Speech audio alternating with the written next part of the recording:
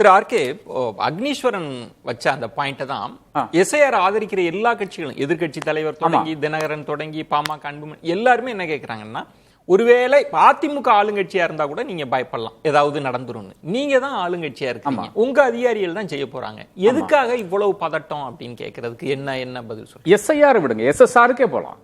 அளந்துல நடந்தது என்ன? எஸ்எஸ்ஆர் தான், எஸ்ஐஆர் கிடையாது.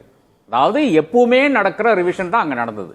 அதுல என்ன பண்ணாங்க, ஒரே ஒரு மகாதேவபுர ராகுல் காந்தி சொன்னாரு, அதை விட்டுறலாம். அலங்கநல்லூர் கான்ஸ்டிட்யூன்சில 6018 ஓட்டு எப்படி நீக்கினாங்க? அங்க லோக்கல் அதிகாரிகள் தான். அது இத்தனைக்கும் சொல்ல போனா அங்க அந்த கம்ப்யூட்டர் சென்டர் வந்து அதாவது அவுட் சோர்ஸ்டு கம்ப்யூட்டர் சென்டர் வந்து இசிஐனுடைய வேலையை செய்வது யாருன்னு பாத்தீங்கன்னா ஒரு இஸ்லாமிய நண்பர் தான் செய்து கொண்டிருக்கிறாரு.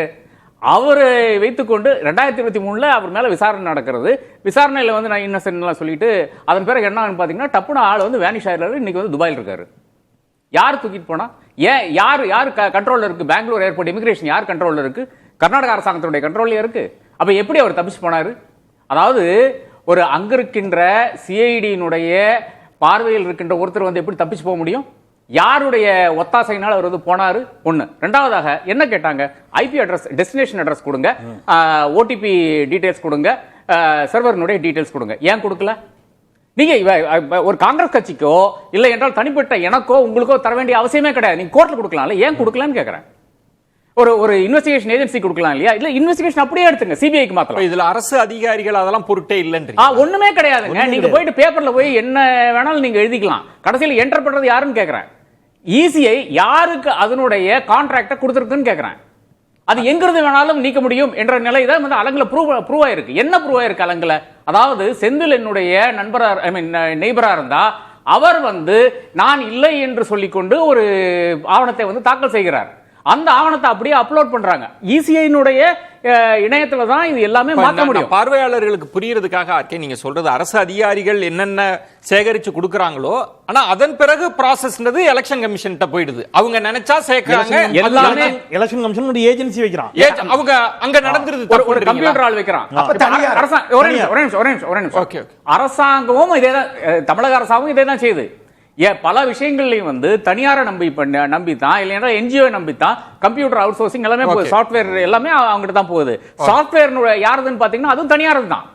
அந்த சாஃப்ட்வேர்ல தான் நீங்க எல்லாம் என்டர் பண்றீங்க. யார் என்டர் பண்றான்னு பாத்தீங்கன்னா அது வந்து ஒரு டேட்டா என்ட்ரி ஆபரேட்டர். அரசாங்கத்தினுடைய டேட்டா என்ட்ரி ஆபரேட்டரே கிடையாது. எடுக்கிறதெல்லாம் நம்ம டீச்சர்ஸ் தான், நம்ம ஆளுங்க தான்.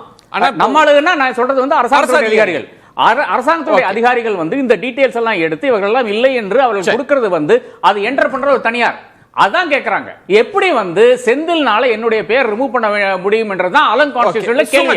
சுமந்த், அப்போ முதலமைச்சர் சொல்றதுல இந்த உண்மையான வாக்காளர்களை நீக்கி விடுவார்கள் ஒரு தந்திரம் அப்படின்றதுதான், அததான் ஆர்கே அவர்கள் சொல்றாங்க. அப்படி நடக்கும் அப்படின்றதுதான் அச்சத்தின் காரணமா?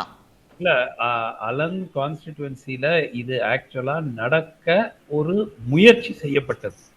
அந்த முயற்சியில என்ன சிக்கல் என்றால், அது உடனடியாக கண்டுபிடிக்கப்பட்ட உடனே அவங்க எஃப்ஐஆர் ஃபைல் பண்ணிட்டு அந்த 6000 இது வந்து நீக்கப்பட்டதுல 24 மட்டும் நீக்கிட்டு 5900 சொச்சத்தை திருப்பி சேர்த்துட்டாங்க. சோ இது ஆக்சுவலா இது நடந்த ஒரு முயற்சி, ஒரு ஏமாத்துவதற்காக, ஒரு ஃப்ராட் செய்வதற்காக ஏற்பட்ட டிலீஷன் நடந்தது. ஆனால் டிலீஷன் நடந்தது இல்ல, முயற்சி இல்ல, நடந்துருச்சுன்றாங்க. நடந்தது. அதன் பிறகு வந்து கண்டுபிடிக்கப்பட்டது இல்லைங்க, கண்டுபிடிக்கப்பட்டு அது மாற்றி அமைக்கப்பட்டது. உடனே அந்த தேர்தலுக்கு முன்னாடி அது மாற்றி அமைக்கப்பட்டது. செஞ்சுட்டாங்க. டிலீஷன் நடந்துருச்சு இல்லனே, தப்பு நடந்துருச்சு. விஜயன் ஒரு தவறு நடந்து அந்த தவறு வந்து before it is put into action இந்த கேஸ்ல கண்டுபிடிச்சிட்டாங்க. கண்டுபிடிச்சு இப்ப எங்க எலெக்ஷன் கமிஷன்ல சிக்கல் வருதுன்னா எவிடன்ஸ கொடுக்க மாட்டேங்கிறார். அதுதான் பிரச்சனை.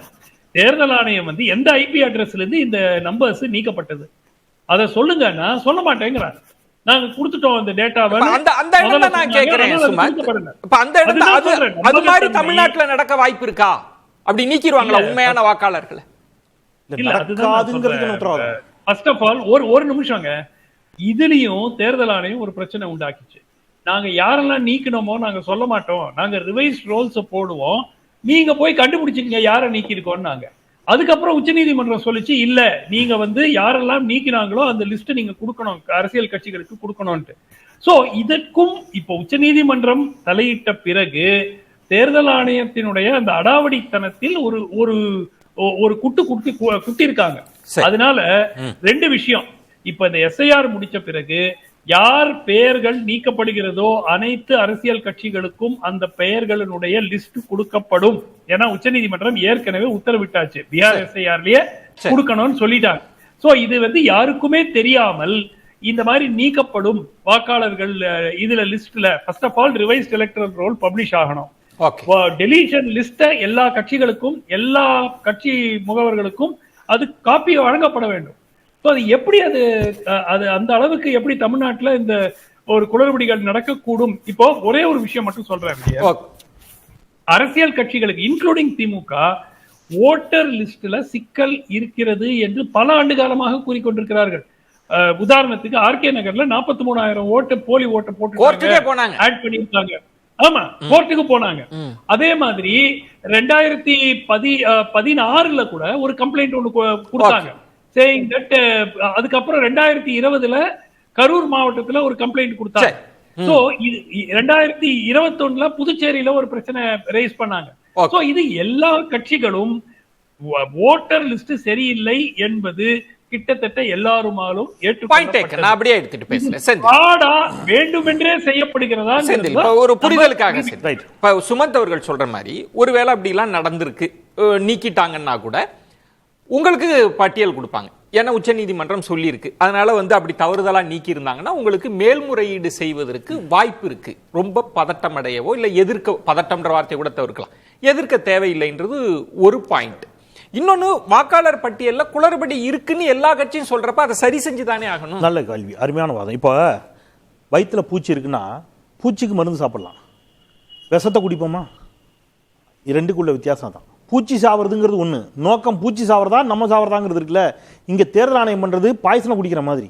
நான் உங்களுக்கு இன்னொரு உதாரணம் சொல்கிறேன். திடீர்னு ஒரு நாள் 8 மணிக்கு தோன்றி டிவியில் சொன்னார்ல அந்த நாட்டினுடைய பிரதமர், 500 ரூபாய் 1000 ரூபாய் நோட்டு செல்லாது. அதுக்கு காரணம் என்ன சொன்னார்? 3 காரணம் சொன்னார். கள்ளப்பணம், கருப்பு பணம் ஒழிக்கப்படும், பயங்கரவாதம் ஒழிக்கப்படும், இல்லையா? இதான சொன்னார். போலி நோட்டுகள் இதெல்லாம் வந்து அப்புறப்படுத்தப்படும், வளர்ச்சி, பொருளாதார வளர்ச்சி பெறும். இந்த 3 நடந்துச்சா? இல்லை. அதற்கு பிறகுதான் இந்தியாவினுடைய கருப்பு பணம் மிக அதிகமாக வெளிநாடுகளில் பதுக்கி வைக்கப்பட்டிருக்கிறது என்ற ரிப்போர்ட் வருது. நான் முடிச்சிடறேன். அப்போ உங்களுடைய நோக்கம் என்ன? நீங்க என்ன சொன்னீங்கன்னா ஒரு 100 ஏன் இந்த ஒப்பிடுறேன்னா சார், மொத்தமா இந்தியாவில் பெரும் அளவில் கருப்பு பணத்தை வைத்திருப்பாங்க ஒரு 100 பேரோ 1000 பேரோ வச்சுக்கோங்க. இந்த 1000 பேரை கண்டுபிடிக்கிறத விட்டுட்டு சாதாரண பால் வியாபாரியிலேருந்து பூக்கட்டுற அம்மாலேருந்து எல்லாரையும் தெருல நிப்பாட்டிங்கல்ல, 500 ரூபாய் 1000 ரூபாய் ஒழிக்கிறேன்னு. கிட்டத்தட்ட அதே மாதிரியான ஒரு வேலையை தான் நீங்க எஸ்ஐஆர்ல பண்றீங்கிற. போலி வாக்காளர்களை நீக்குவதற்கு வேறு சில வழிகள் இருக்கிறது. நீங்க அதை விட்டுட்டு ஒட்டுமொத்த வாக்காளர்களையும் பாதிக்கக்கூடிய ஒன்றை கொண்டு வருவீர்கள் அப்படிங்கிறது நான் ஒப்பிட்டு இந்த ப்ராசஸே தப்பா இருக்கு. இந்த ப்ராசஸ் சுமத் சொன்ன இடம் தமிழ்நாட்டுல அப்படி அவர் சந்தேகப்படுறார். பீகார்ல நடந்தது அவருக்கு விமர்சனம் இருக்கு. ஆனா தமிழ்நாட்டுல அப்படி நடந்துருமான்றதுல எனக்கு ஒரு அச்சம். உங்க கையில பட்டியெல்லாம் முறையீடெல்லாம் செய்ய போறீங்க, நடந்துடுமா அப்படிங்கறதுல அவருக்கு இருக்கக்கூடிய பார்வையில நான் எப்படி புரிஞ்சுக்கிறேன்னா, தமிழ்நாட்டில் இருக்கக்கூடிய பொலிட்டிக்கல் பார்ட்டிஸ்ல இருக்கக்கூடிய பிஎல்ஏ டூஸ், அது அதிமுக திமுக எல்லா கட்சிக்கும் இருக்கிறாங்க. நார்த் இந்தியால பாஜகவுக்கு இருக்குது, ஆர்எஸ்எஸ் தொண்டர்களை அழைச்சவங்க, காங்கிரஸுக்கு அவ்வளவு இல்ல, அது கரெக்ட். ஆனா நடந்துடுமா என்ற சந்தேகத்தை தான் டாக்டர் சுமந்த் கூட வைக்கிறாரே தவிர நடக்கவே நடக்காதுன்னு அவராலையும் சொல்ல முடியல இல்லையா? அது காரணம் தேர்தல் ஆணையத்தின் மீதான நம்பகத்தன்மை. இதுல ஆதரிக்கிறவர்கள் புரிந்து கொள்ள வேண்டிய இடம்னு ஆர்கே சொல்றது, அதிகாரிகள்லாம் செய்வாங்க, ஆனா அது டாக்குமெண்டேஷன் எங்க ஆகும்னா அது ஒரு பிரைவேட் ஏஜென்சிக்கு போகலாம், அங்க தப்பு நடக்கும். அந்த அபாயத்தை உணரலையான்னு கேட்கிறாரு ஆர்கே. அந்த அபாயத்தை உணர்ந்த அந்தந்த இந்த 12 மாநில அரசுகளும் யூனியன் பிரதேசம் உள்பட தேர்தல் ஆணையத்திடம் முன்கூட்டியே நாங்கள் எங்கள் மாநிலத்தில் இருக்கக்கூடிய அரசு அதிகாரிகளை வைத்து கொடுக்கக்கூடிய தரவுகளை எங்களிடம் ஒரு தகவல், ஒரு நகல் இருக்கும், அதை நீங்கள் உறுதிப்படுத்தி சரி பண்ணியதற்கு பிறகுதான் நாங்கள் உங்கள் டேட்டாபேஸ் என்று சொல்லக்கூடிய அந்த கணினியில் பணியாற்றுவதற்கு தருவோம் என்கிற உத்தரவாதத்தை நீதிமன்றத்தின் மூலம் பெற வேண்டும். இது என்னுடைய வேண்டுகோள்.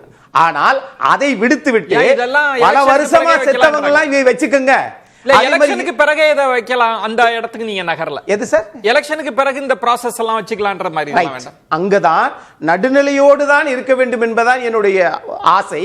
ஒருவேளை இதே விஷயத்தை பாராளுமன்ற தேர்தலுக்கு முன் ஏன் வைக்கவில்லை என்கிற கேள்வியும் இந்த 12 மாநில அரசுகளும் தேர்தல் ஆணையத்திடம் கேட்டால் அவர்கள் மாற்றுவதற்கு அல்லது தேதியை ஒத்திவைப்பதற்கு அவகாசம் கொடுக்கப்படுமா? இதை ஒரு கோரிக்கை வைக்கணும்.